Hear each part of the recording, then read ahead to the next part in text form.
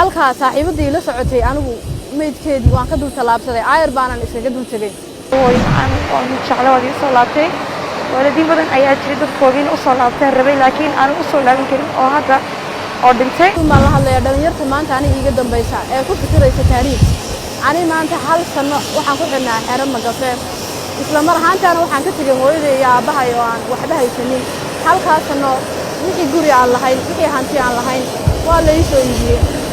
alla ka soo maanta waxaan u mahad celinayaa madaxweynaha ummadda Soomaaliyeed oo noo suurta galiyay inaan mar labaad waddankayga hooyo dib aan ugu soo noqono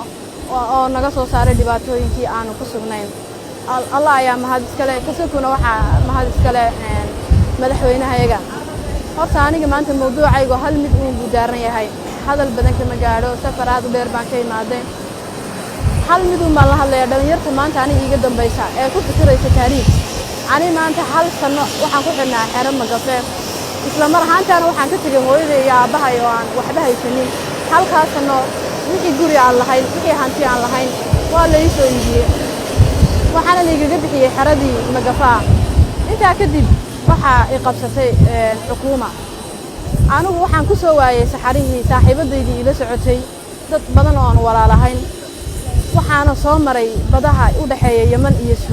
Suudaan iyo Yemen 3 jeer baan aniga kula hadlayaa aan ku dhiman gaaray marka ninka Liibiya rajo ka dabacsanoo maanta kulamaan taliyeen walaalkayga Soomaaliyeed kulamaan taliyeen Liibiya يعني dhibaatooyinka aan ka soo marnay maaha mid aan halkan aan ku jira goobi karo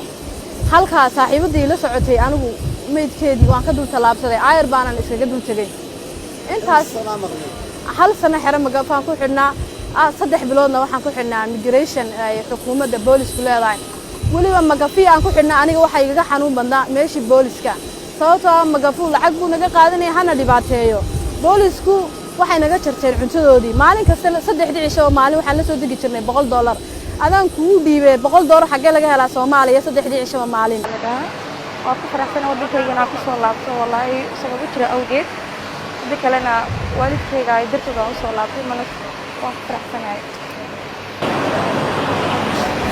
xaggana waxa uga malcelinaya waalidiintayda ku tirsan mar walba dhahay iyo isku soo laabo haddana waan u soo laabtay waxaan leeyahay macaan oo jeclaa wadi soo laabtay waalidiin badan ayaa jiray dadkoodii u soo laabtay rabay laakiin aan u soo laaban karin oo hadda oo dhintay waxaan sheegayaa meeshaas Liibiya inay dhibaato badan badan taalo waxaan ku xidhnaa muddo 3 sano ah waxaan igaga baxay lacag 17,000 oo dhan gurigii iyo hantideedii wax walba oo ku soo waayay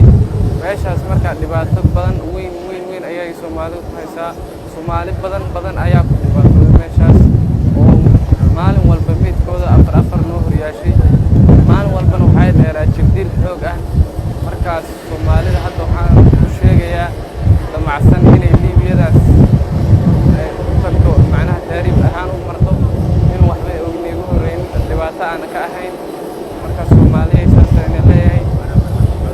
meeshaasna dhibaato